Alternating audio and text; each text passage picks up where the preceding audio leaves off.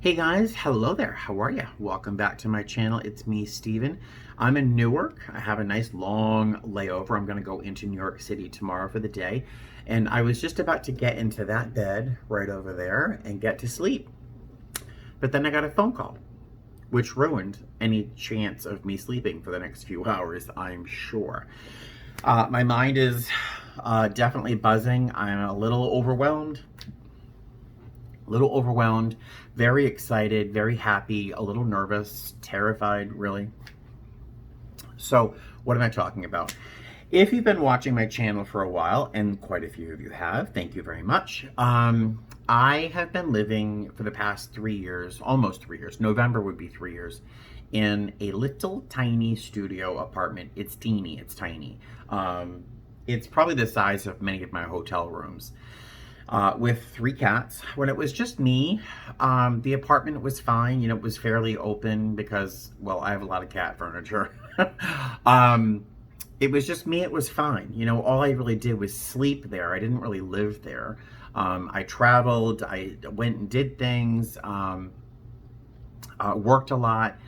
But you know, these 3 cats, which are my life. They are my life and they're my heart. I love these cats more than anything. I would take a bullet for Buddy. I don't know about Claire and Eleanor. I would suffer for them. I would take a bullet for Buddy. Um, that apartment has become super small. It's super cramped. And I sacrifice every inch of that place for my cat's comfort, especially Eleanor and Claire, because they don't go outside. They're just strictly indoor cats. And, you know, the two of them living every moment of their life in that tiny little apartment just feels cruel, honestly. I don't know. I don't know. It's like they're in a box. And I feel like I've been in a box. To sit down with you and talk with you while I'm sitting at my table, I literally have to clear cat stuff out of the way, you know?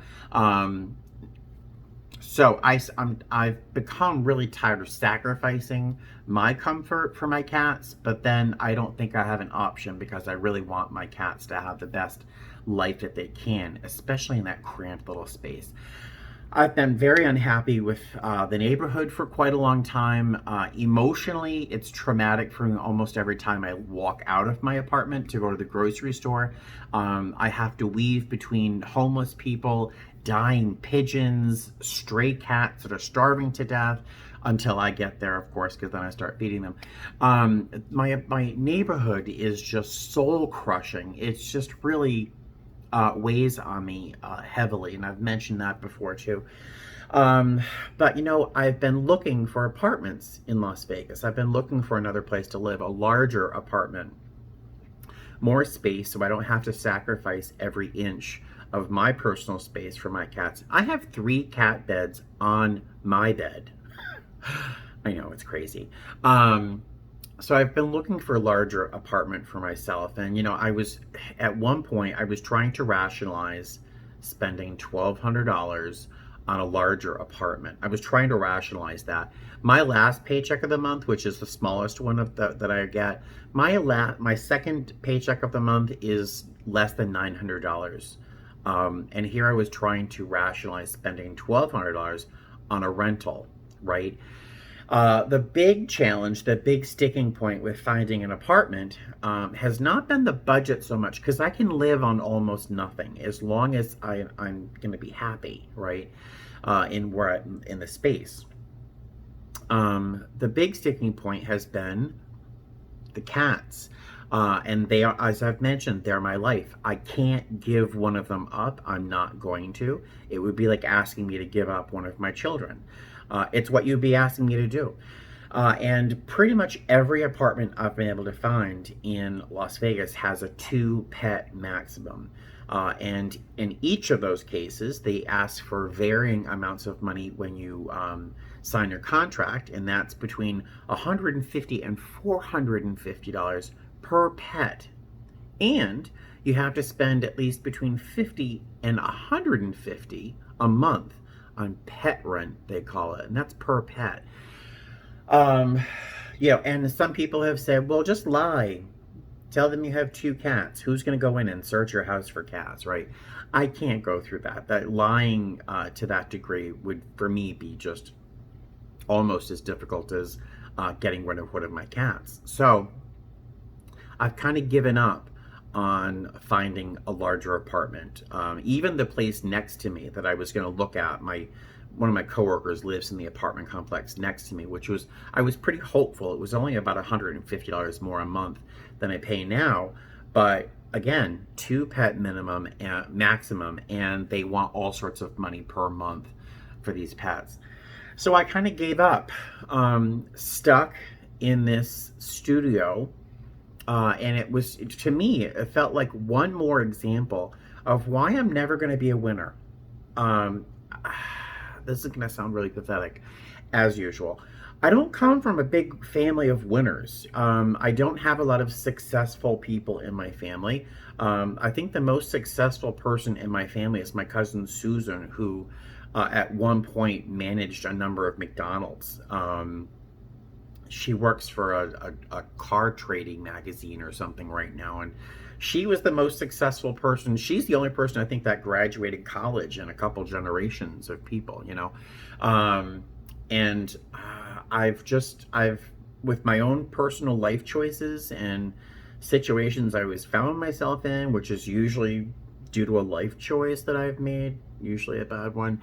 I've always been at the bottom of the pile, or sometimes it feels like I've been hiding at the bottom of the pile, because if I'm at the bottom of the pile, I'm never expected to succeed, and there's no pressure on me to succeed. Does that make any sense at all? I sound 10 times more pathetic than usual. I've never felt like I was going to be a winner. I kind of gave up on hope on ever being kind of, fabulous. Middle age of, I'm just kind of sinking into middle age here.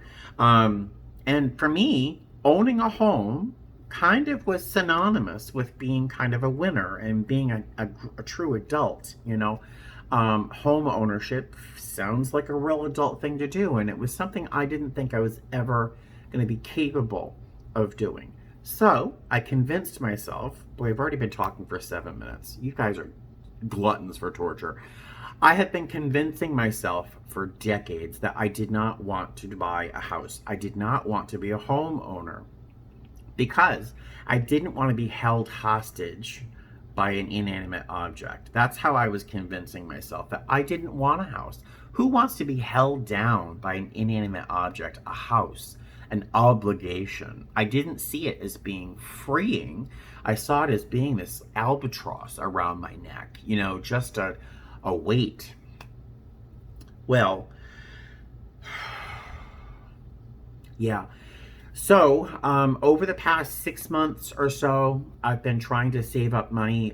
Primarily, I started saving money because I was terrified that with the lack of flying over the summer, that I wasn't actually going to make enough money to pay my bills. So between a combination of unemployment, I had help from one of my subscribers, I was able to survive the summer without worry in terms of paying my rent, and I'm eternally grateful. But because of that, I was able, and out of fear of spending money and being helped by somebody, I was able to put a tiny, tiny, tiny bit of money together, just a little bit, which I was going to use, honestly, to get my teeth fixed, that's telling you how much money I had. But then I'm like, wow, if I can save that much money within a certain amount of time, a few months, what can I do if I continue to save every penny? Like, I stopped eating out. I stopped going to Marshall's and buying stuff I didn't need. And it's been crazy how much I've been able to save in the past 6 months. And so, after just by chance watching a YouTube video, there's a woman named Vegas Gal, I guess, the Vegas Gal. She's a realtor here in Las Vegas, and over in Las Vegas. I'm in New York. And I've been watching her channel just because I enjoyed the way she spoke and the way she talked, and her ease and her character. I've just been enjoying watching her talk. And then she started introducing this young lady, Amber, who is a loan officer, I guess. I don't know what her title is. And they were talking about how easy it is to buy a house these days, especially with the interest rates being as low as they are. They're below 3%, which apparently is like entirely unheard of. Well, I got it into my head that, hey, there might be a possibility I could potentially, with certain funding, with certain programs as first-time home buyers and all sorts of little programs and grants and stuff, I thought, you know what, let me be brave, because this is what I consider being brave, is to face my fear, to face my doubt, to face my dreams, and call up Amber and say, hey, I just watched you guys on, I was like binging their videos, and I just came to love the two of them. I'm kind of geeking out, but I called Amber yesterday, and I spoke with her for a little while. And one of the reasons I called Amber, there's a couple people I could call. I did call one other guy, but he didn't make me feel very happy or comfortable. I spoke with Amber after watching her video where she, at one point 10 years ago, lost everything. And she had to kind of build her life back together. And she did that. And she was able to save money and blah, blah, blah. And so I felt a little bit of a kinship with her immediately, and I called her and she sent me a form to fill out. I filled it out about my income and all those things. And she just spoke with me probably a half hour ago, 40 minutes ago. And we spoke, and she told me, I'm not going to cry, because you know I love to cry. She told me that I could pretty easily afford a home.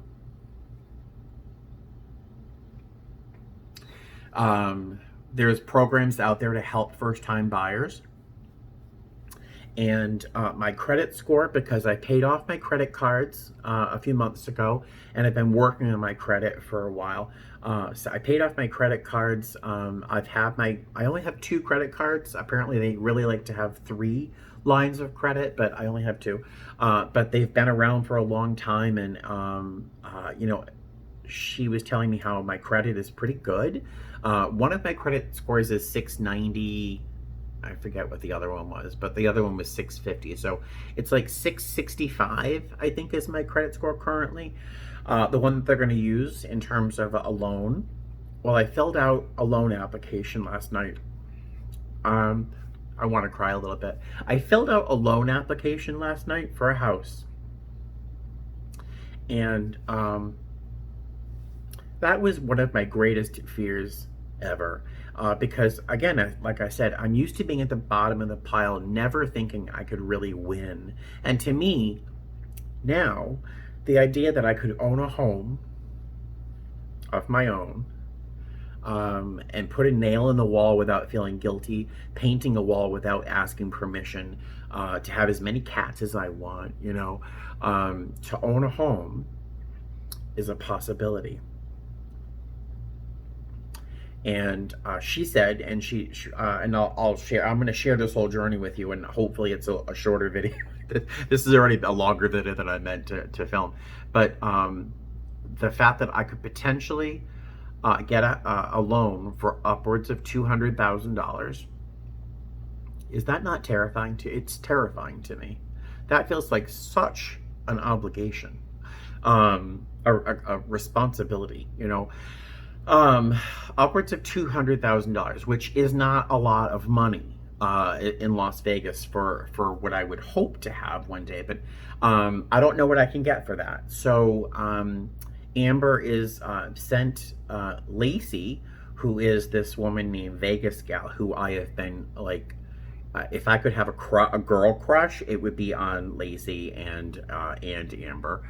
But she's emailed Lacey and for me to go look at houses, probably a townhouse. Amber has suggested I stay away from condos, and I completely agree with her. She suggested I maybe look at a townhouse. And doesn't that sound sophisticated? A townhouse? Thank you very much. My fantasy is to have a single family house, but I don't know if I could afford that um, on my budget.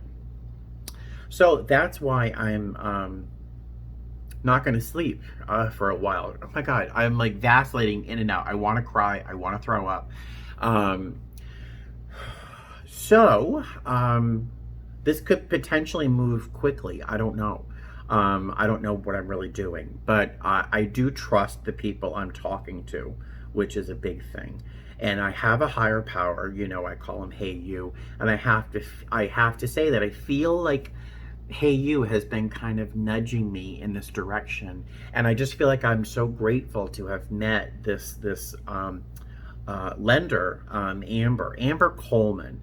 I'll try to link a video, remember to put a link to my her channel under in the description box, because I just think she's great.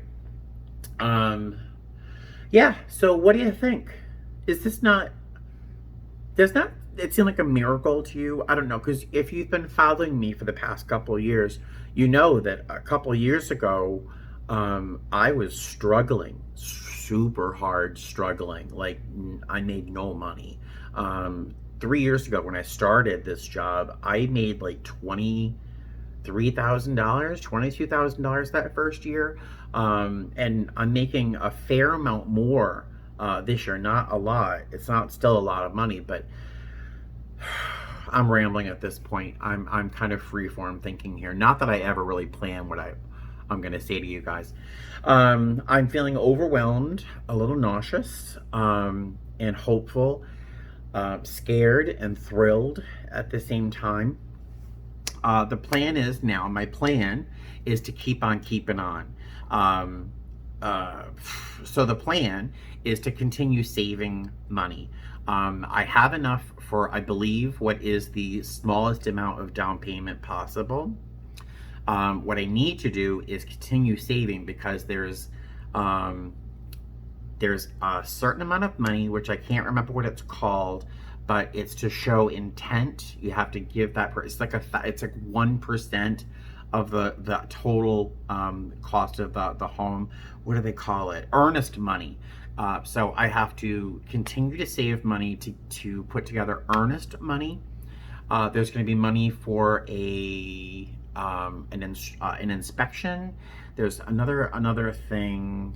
I forget what it's called, but so my goal is to save up a little bit more money. My next paycheck is going to be one of my bigger paychecks, especially for the hours I worked last month. So I just feel like I'm going to be right at the edge of what I need to have to be able to buy a house.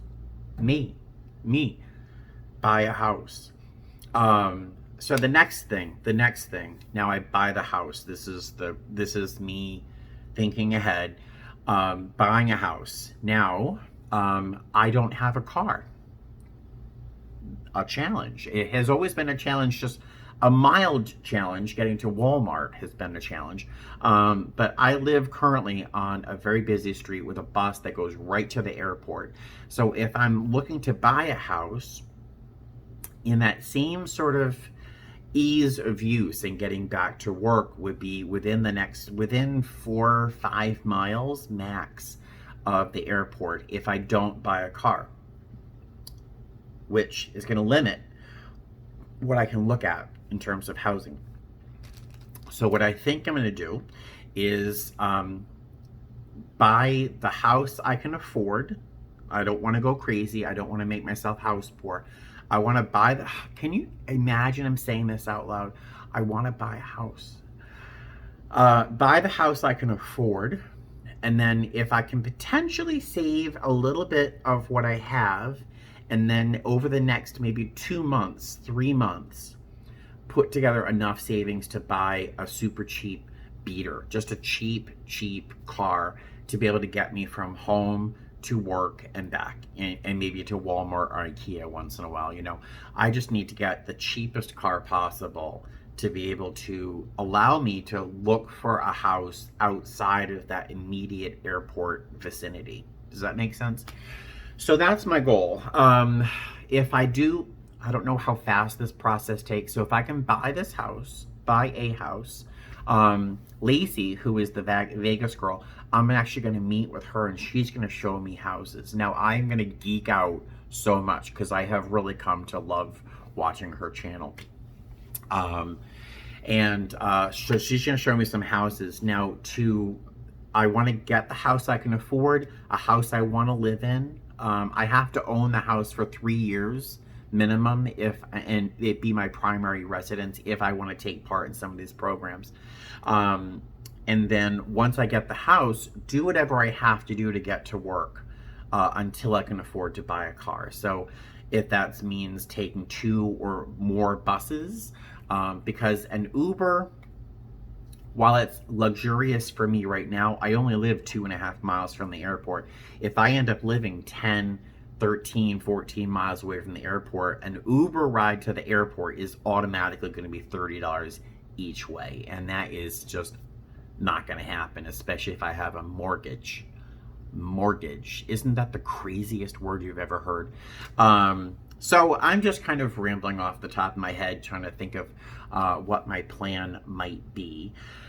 But so yes, I could potentially be buying a house. I'm fascinated by this because I don't have really anything. So if it's possible, I can do this. Oh, I didn't tell you the best part. So Amber was talking to me over the phone and she said, if you were to get a house, which is at the maximum of your budget, which looks like it's going to be around $200,000, which doesn't get a lot of house here in Las Vegas, I don't think. But I'll find out. I don't know. See, that's how I put myself in the bottom of the pile. That's how I go immediately into the non-winner mindset. I'm going to find what I can and what is right for me at that price.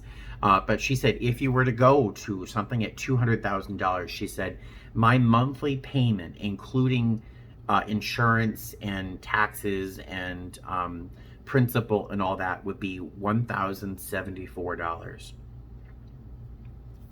That's still twice my rent right now, because my rent is only $580 a month.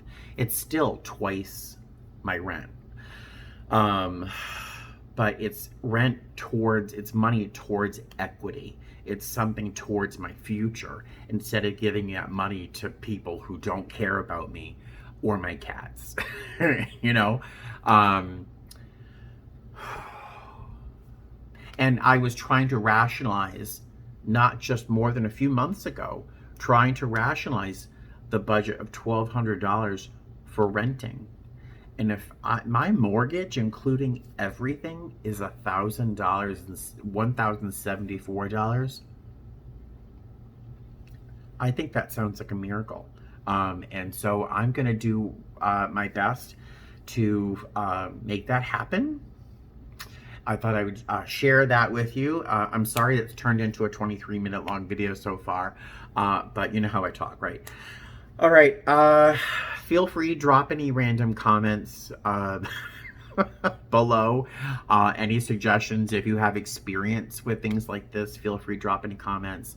I am so glad that you guys are along with me on this journey. I love when you guys are with me on a layover, just because I get to experience things with a wider, broader lens when I know that you guys are with me, watching with me. But the idea that you guys might be along with me on this ride feels like I'm with friends rather than doing this by myself. So I'm going to make myself cry right now. So thank you for joining me on this little journey. I'm very excited. I hope you're excited for me. Yeah, let's do this. Okay, I will talk to you guys later. I'm going to crawl in bed, watch some more YouTube videos. I might take a melatonin because I'm just cuckoo right now. I'm going to take 2 melatonin. And have a little cry, I think, just to round off my night. All right, so thank you for watching. I'm sorry it's so long, but I'll talk to you soon. Fly safe as usual. Bye.